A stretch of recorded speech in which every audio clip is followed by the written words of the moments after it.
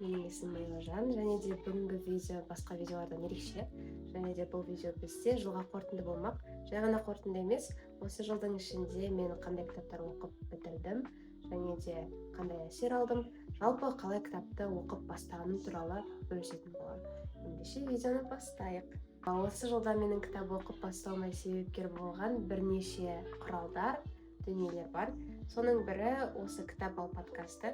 Мен бұл подкаст жайлы көп жерде айтып өтсем, себебі шынымен де осы қалай кітап оқу керек немесе кітапты не үшін оқу керек деген сауалға жауап ала отырып, өзімнің кітап оқығым келетінін түсіндім және ең алғаш рет кітап оқып бастадым. Соның ішінде ең алғашқы оқып бастаған кітабым жылдың басында Сара Джеоның «Последняя Камелия» деген кітап болған болатын. Бәлкім көбіңіз сұрауыңыз мүмкін, неліктен өзіміздің қазақ әдебиетінен бастамадың дегендей. Негізі, қазақ әдебиетінен бастап оқу керек деп өзім ойлаймын. Себебі біз үшін өте жеңіл, әрі қазақша ойлануға да, ойымызды толықтай дамытуға да өте үлкен септігін тигізетін, әрине өзіміздің әдебиетіміз. Дегенмен не екені белгісіз, кітап жаңағы подкастты көріп біткеннен кейін бірден электронный кітаптары бар телеграм каналдарды іздей бастадым. Соның ішінде осы кітаптың мұқабасы көзіме түсті де бірден әдемілігіне қарап кітапты оқып кеттім. Және де бұны әрине мен электронды түрінде оқыдым. Адамдардың көбісі кітаптың қызықты болуын мұқабасына қарап бағалайды. Кітапты енді оқып бастап жатқандар мен секілді. Солайша осы кітапты оқып аяқтадым. Маған өте қатты ұнады. Өзіме осындай қойын дәптер арнап қойдым. Бұл жерде осылай мен негізі жылына 50 кітап бітіремін деген сондай өте үлкен мақсат қойған болатынмын. Бірақ та көріп тұрғандарыңыздай, бұл жерде 1,5 бетке де жетпейді кітаптар оқыған саным. Жалпы айтқанда осы жылы мен 17 кітап оқыппын. Осындай қағаз түрінде және де электронды түрінде. Соның ішінде қазір сіздерге осы жерде тұрған кітаптармен де көрсетіп кететін боламын. Қай кітап маған көбірек әсер берді, қай кітапты сіздерге оқуға, міндетті түрде оқуға кеңес беремін деген секілді. Бұл видео ұзаққа созылмайды деп ойлаймын, сондықтан да кеттік бастайық. Ең бірінші бастаған кітабым осы «Последняя Камелия» кітап болды. Бұл кітапты мен кеңес беремін, бермеймін деп айта алмаймын, себебі бұл кітап расымен де алғашқы кітап болғаннан кейін оны бағалау өте қиын. Себебі менде тәжірибе жоқ. Сондықтан әрине мен оған осы жылға дейін өз бетіммен оқыған кітаптарым бар, бірақ та жылына 1-2 рет оқыған екен. Ендеше достар, көп созбай сіздерге өзімнің жеке кері байланыс ретінде өзімнің ойымды айта кетейін. Пауло Коэльоның «Алхимик» деген кітабы болды. Бұл кітапты маған сыйға тартқан болатын, осындай кітап. Жалпы айтқанда, бұл кітапты көбісі ұсынады, оқу тілі өте жеңіл, әрі ішіндегі айтылып жатқан әңгіме, ішіндегі айтылып жатқан автордың ойы, барлығы да оқырманның жүрегінен орын таба білетіндей оңай түрде жазылған.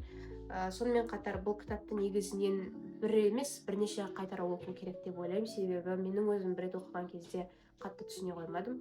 Өйткені кітаптың өте қарапайым және оңай ретінде қабылдап қойғаннан кейін оны өзіңе де қатты қабылдауға да тырыспайды екенсің.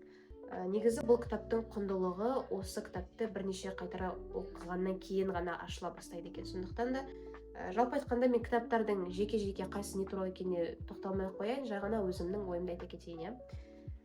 Осылайша мен ең алғашқы қолыма алып тұрып оқыған кітабым осы «Алхимик» кітабы болды. Сондай махаббатпен, қуанышпен оқыған кітабым еді. Сондықтан да мен сіздерге осы кітапты оқуға кеңес беремін. Келесі менің екінші оқыған кітабым ол «Норвежский лес» деген көпшілігімізге әйгілі, қазір жастардың фавориті деп айтады ғой, Харуки Муракамидің кітабы. Осында «Норвежский лес» деген кітап. Қазақша нұсқасы да бар, «Норвег орманы» деген. Бұл кітапты маған өте қатты ұнады. Жалпы айтқанда негізі менің жасыма оқуға сай емес кітап, бірақ айтқым келетін бір нәрсе бар, ол автордың өзінің шығармаларындағы ерекше стилі бар.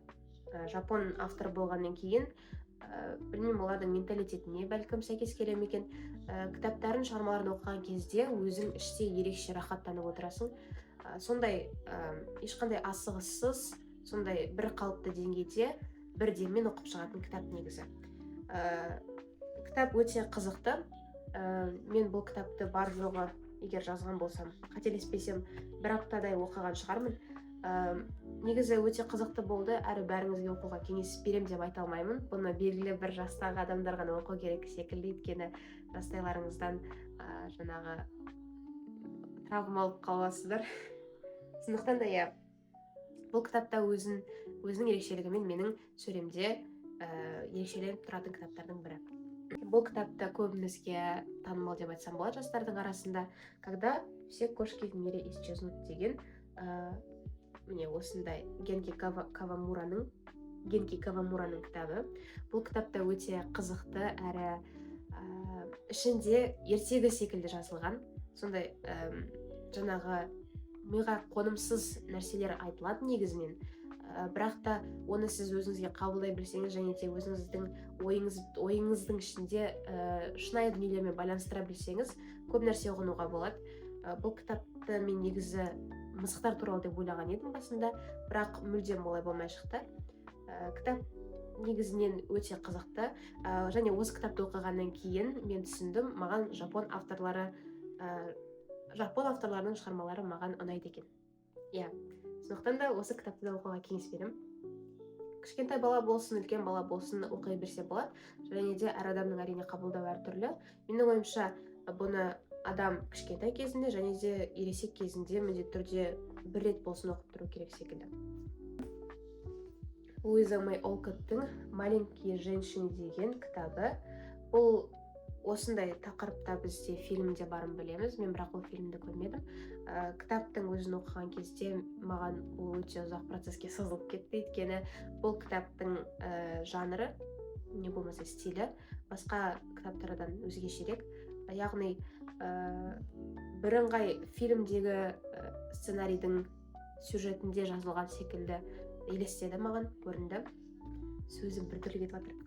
Жалпы айтқанда бұл да негізі андай көп ойланғысы келмейтін, андай кітап оқып отырып басын ауыртқысы келмейтін адамдарға оқығанға өте жақсы кітап деп ойлаймын.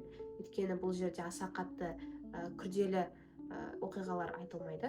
Сондай оңай, жеңіл, қарапайым кітап.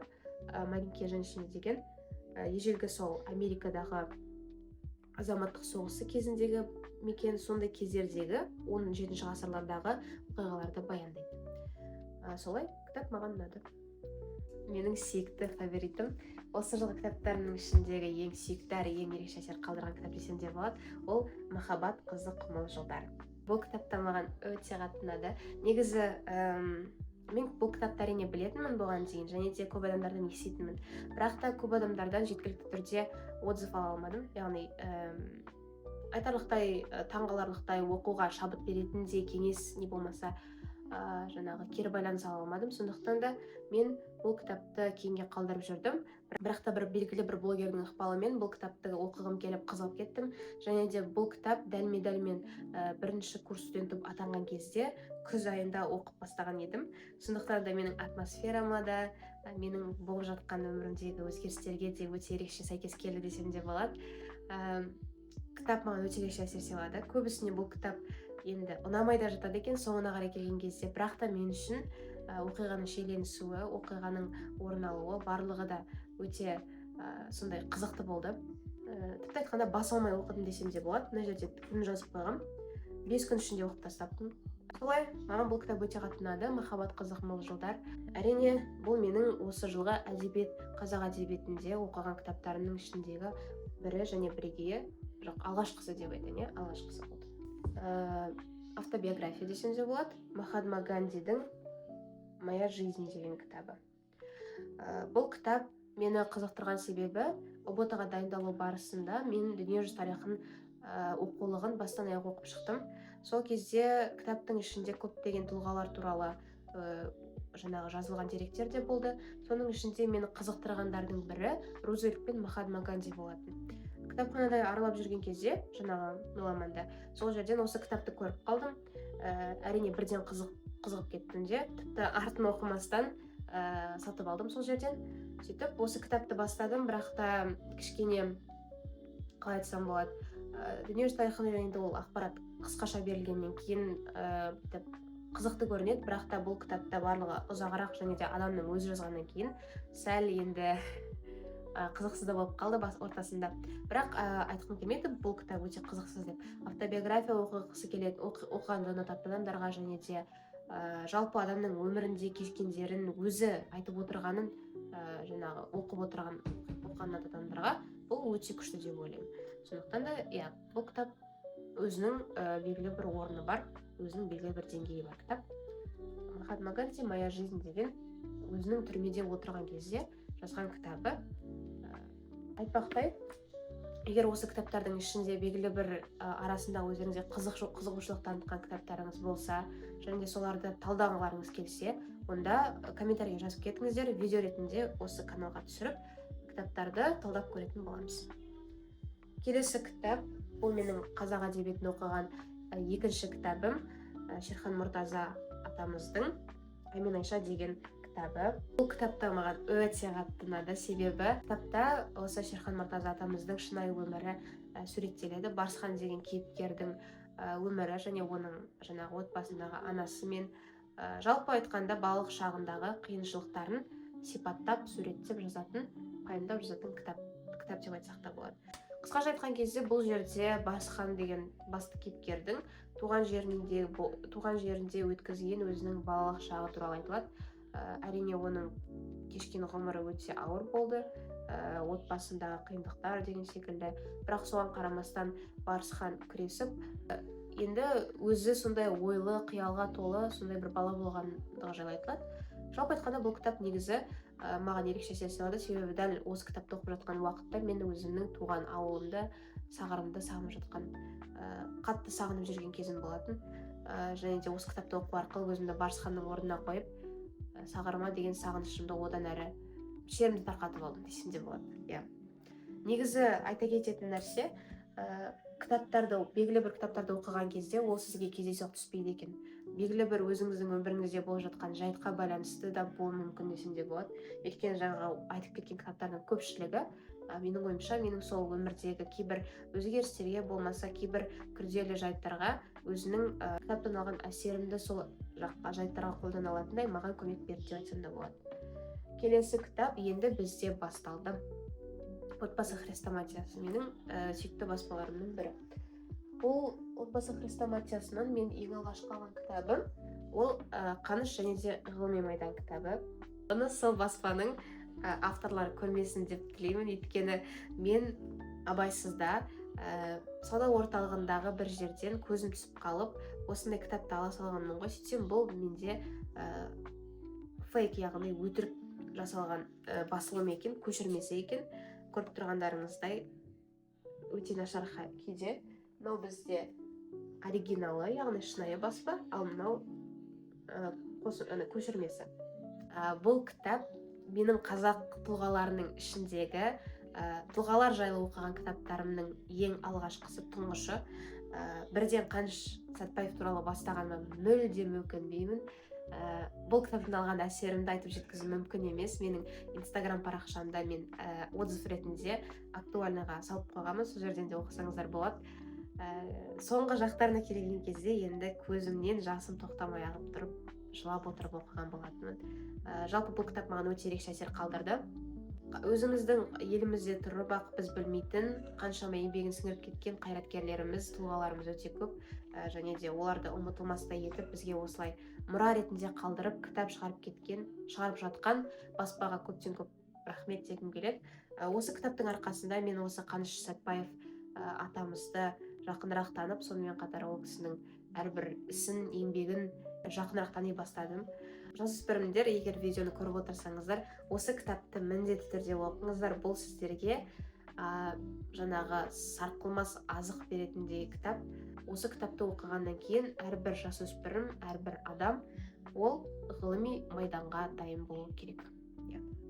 Осы басылымды оқығаннан кейін ішіне кіріп кеткен соншалық келесі кітаптарда осы басылымда болды. Бұл менде әрине біздің легендарный кітабымыз Бейсен және Болмыс отбасы хрестоматиясынан. Бұл кісіні көбіміз айтуға оңай Харекет деген бағдарламалардан танимыз. Сол бағдарламалардың жүргізушісі болған.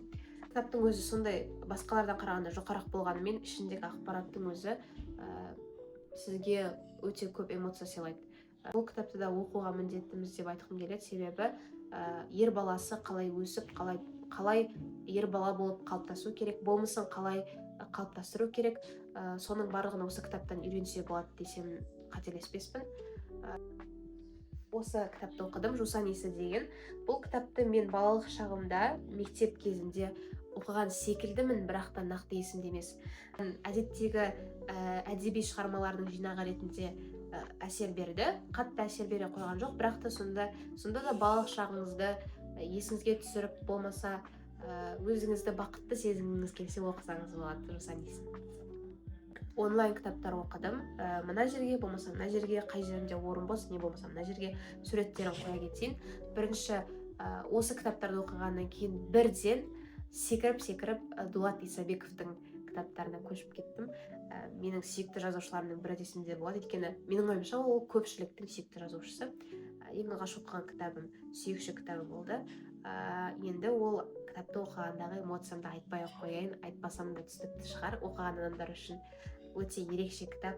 Барысында фильмде түсірсе де тіпті өте мықты фильм болары сөзсіз. Қорқынышты үрейге толы десем де болады, себебі бұл кітапта енді өте ауыр жерлері, моменттері бар. Келесі кітап, осы кітаптың лебімен Дермене деген кітапты да оқыдым. Бұл кітаптың жаңағы кітаптардың бір, қалай айтсам болады, аурасы деймін ба, қазіргі тілмен ұқсастау. Екеуі де ауыр келеді, ішінде жаңағы ауыр сөздер айтылады енді, сосын соның барлығы тиіп, өзіңде бір кейіпкерлердің орнында отырғандай сезінеді екенсің. Гауһартас деген кітапты оқыдым. Мен Гауһартасты жазбаппын ғой, бәсе, онда 20 кітап оқып тастаппын ғой мен. Одан кейін Гауһартасты оқыдым. Көпшілігімізге әйгілі бұл кітапты өкініштісі мен бұрын оқымаған екенмін. Ол кітапты оқып мен де басқалар секілді ерекше сондай ұмытылмас әсер алдым десем де болады. Осы 3 кітапты сіздерге оқуға кеңес беремін, міндетті түрде оқыңыздар, Дулат Исабековтың. Одан кейін әрине жаңағы леппен енді онлайн кітаптарды бітіріп қайтадан отбасы хрестоматиясын оқыдым. Бұл Өзбекәлі және де Мәдени Майдан деген кітап. Отбасы хрестоматиясынікі. Әрине мен бұл кітапты оқымасам, жалпы осы 2 кітапты оқымасам, қандай кітап барын білмес едім, және де осы кітапта айтылған тұлға Өзбекәлі Жәнібек туралы мүлдем білмес едім. Білмеуге ұят әрине, өйткені бұл кісі біздің тәуелсіздік алғанға дейін елімізде өте үлкен әрі көп атсалысқан тұлғалардың, ірі қайраткерлердің бірі. Мәдениет министрі болған деседі, сол 19-20 ғасырларда деп ғасырға кетіп қалсаң. Жалпы сіздерге Өзбекәлі Жәнібектің кім екенін қысқаша айтып өтейін, өзімнің оңай тілде сіздерге түсіндіру үшін. Өзбекәлі Жәнібек біздің тәуелсіздік алмай тұрып, қазақ даласында мәдениет министрі ретінде, министрі дегенде біздің тілмен айтқанда сондай жұмысты атқарған адам, және де әрине одан бөлек те жұмыстар атқарып жатты. Соның ішінде ол Торғай даласын арқалықты дамытқан, сол жаққа ең алғаш музейді алып келген, театрды алып келген, және алып келген дегенде алып келуіне атсалысқан себепкер болған адамдардың бірі. Сонымен қатар қазақ еліне Наурыз мерекесін қайтарған адам, және Тайқазанды, біздің Қожа Ахмет Яссауи кесенесіндегі сол Тайқазанның да елімізге қайтуына үлкен септігін тигізген жандардың бірі. Сонымен қатар қазақтың өнері мен мәдениетін дамыта білген, оны ешқашанда құлатпай, жаңағы жоғалтпай, қайтадан жандандырған адамдардың бірі десем де болады. Жалпы көп жерде осы кітапта да айтылады, Өзбекәлі Жәнібектің аттары аталады, бірақ та басқа адамдардікі секілді жаңағы арнаулы түрде аталмай жатады екен, және де көп жерлерде бұл кісіні айтып та жатпайды. Бәлкім елімізде қазіргі таңда бұл кісінің атында көше болмаса белгілі бір жаңағы орындар болуы керек, бірақ та мен мүлдем білмейді екенмін, соған кішкене ұялдым, бірақ бұны менің ойымша осы келешек ұрпақтың барлығы осы Өзбекәлі Жәнібек ағамыз туралы міндетті түрде білу керек деп ойлаймын. Себебі мәдени майданда күресе білген, және де мәдени майданда қатарларының алдында болған адамның бірі деп айтсам да болады. Өте қатты ұнайды маған осы 3 кітап. Жалпы тұлғалар туралы оқыған кітаптар мен үшін ерекше әсер сыйлайды, себебі өзің сол адамға, сол тұлғаларға ұқсаған келіп әрекет етуге тырысасың. Және де менің ойымша мен қазір сол жолда келе жатырмын деп үміттенемін. Келесі кітап мен тағы да онлайн кітаптар оқыдым. Ол біреу болмаған балалық шақ деген кітап, ал екіншісі алғашқы ұстаз деген Шыңғыс Айтматовтың шығармасы. Екі кітап та маған өте күшті әсер сыйлады, әсіресе Шыңғыс Айтматовтың алғашқы ұстаз деген әңгімесі. Бұл кітап маған өте үлкен ой салды десем болады, өзі кішігірім ғана кітап болса да. Және осы жылғы оқыған соңғы кітабым менің ойымша, өйткені алда сессия келе жатыр, емтихандар келе жатыр, мен кітап оқуға мүмкіндігім бар ма білмеймін. Соңғы оқыған кітабым ол Мұхтар Мағауиннің әңгімелері. Осы Астана қаласындағы Отырар деген үлкен кітапханамыздан, Еуразия ұлттық университетінің қарама қарсысындағы алған кітабым. Бұл әңгімелер жинағы енді менің ойымша Мұхтар Мағауиннің бір сұхбатында өзі айтып өткен, менің шығармаларымды көп адам ұната бермейді деп. Бірақ білмеймін, енді өзімнің жерлесім болғаннан кейін бұл кісі кітаптары, жазған әңгімелері маған өте жақын, сондай жылы болды. Айтып жатқан әрекетіндей шығарманың ішіндегі мысалға балық шағы туралы болса, сол жерде балық шағында өткен оқиғалары менің балық шағымда өткен оқиғаларыма сәл ұқсастау болды десем де болады. Сондықтан да бұл кітап маған өте сондай жылы болды, әрі жақын болды. Және де менің ойымша бұл кісінің әңгімелері басқа авторларға қарағанда ерекше әрі өзгешелік. Өйткені әңгіменің ішінде өте көп, қалай айтсам болады, жазылу орфографиялық несі реті, жазылу стилі мүлдем бөлек екенін байқадым деп көп кітап оқып тастаған адам сияқты айтайын ба. Жоқ, негізі шынымен де солай. Белгілі бір құрылымы андай басқадай да, еркін құрылым берілген сияқты авторға. Сонымен менің осы жылға оқыған кітаптарым аз да болса мен үшін үлкен. Бұл кітаптар мен үшін аз да болса үлкен жетістік деп білем. Өйткені мен бір жыл бұрын ғана жылына 2 немесе тіпті 1 ғана кітап оқитын аяжан болатын. Ал биыл мен осы жылды үлкен жетістікпен 20 кітаппен бірге тәмамдадым. Енді мына жер енді бос қалды, өкінішке орай. Саны 50-ге толмай қалды. Бірақ келесі жылы барынша 50 емес, енді дәмем зор болып кетті кішкене. 30 кітапқа дейін оқуға тырысам. 30-40 кітапқа дейін. Осылай мен өзіме қойындап арнап қойдым кітаптар санын жазу үшін. Мен келесі жылы қандай кітаптар оқитынымды көрсеткім келіп тұр сіздерге. Не болмаса мені сатып алып қойған, бірақ әлі оқымай тұрған кітаптарымды көрсеткім келіп тұр. Ең бірінші әрине мен оқитын деп жүрген әрі өте қатты қызығып жүрген кітабым ол осы Көшпенділер трилогиясы, Ілияс Есенберлиннің. 2026 жылда осы Көшпенділер кітабымен бастайын деп шештім. Бірінші кітап ол бізде Бауыржан Момышұлы жайлы Ақиқат және аңыз деген Әзілхан Шайықовтың жазған кітабы. Гордость и предубеждение деген. Менің ойымша көп кітап оқып бастағандар ең алдымен осы кітаптан да бастап жатады. Бірақ бұл кітаптың менің ойымша құрылымы жаңағы «Маленькие женщины» деген кітапқа ұқсас секілді. Бәрімізге әйгілі болып жатқан, не болмаса дәл қазіргі уақытта трендтен түспей жатқан Элиф Шафактың «Махаббаттың 40 қағидасы» немесе «40 правил любви» деген кітабы. Бұл кітап қазақшасы нұсқасы қазір өте танымал, бірақ орысша нұсқасы арзанырақ болғаннан кейін сатып алдым. Мен сонымен қатар ағылшын әдебиетіне дейін ба, жоқ әдебиет емес, ағылшынша кітаптарға да қызығам. Бір уақытта TikTok желісінде осындай кітаптар да өте танымал болып кетті. Бұл «Маленькая жизнь» немесе «A Little Life» деген кітап, Ханя Янагихара деген автордың кітабы, қыздың. Және де бұл кітапта көбісі оқып болғаннан кейін андай өте үлкен эмоционалды күй кешеді екен. Мен де соны кешкім келіп алдым десең. Солай осы кітапты алдым. Бұйырса осы кітапты 2026 жылы бірге тәмамдайтын боламыз. Егер де осы мен оқығалы жатқан кітаптардың ішінде біреуін сіз оқып қойған болсаңыз, жазып кетіңіз, қандай әсер алдыңыз, не болмаса оқуға кеңес бересіз бе? Солай. Сонымен менің ойымша бүгінгі видео қызықты болды деп ойлаймын. Форматы, жалпы видеоның өзі басқа видеоларыма қарағанда мүлдем ерекше, себебі каналымда тек қана влогтар болмаса әндерге каверлер ғана түсіретінмін. Бірақ бүгін мен осылай кітаптарға өзім кішігірім обзор, отзыв жасайын деп шештім. менің ойымша кітап ол бізде барлық ақпараттарды алатын ең жалғыз ресурс деп ойлаймын. Ешқашан да өшпейтін, сөнбейтін, бітпейтін, жойылмайтын. Сондықтан да барлығымыз кітап оқиық, және де мен айтып өткен кітап подкастын болмаса кітапқа байланысты сіздің қызығушылығыңызды ашатындай подкасттарды көбірек көріп, сіз де өзіңіздің қызығушылығыңызды оятыңыз деп айтқым келеді. Сонымен бүгінгі видео осымен тәмам. Соңына дейін қарағандарыңызға көптен көп рахмет.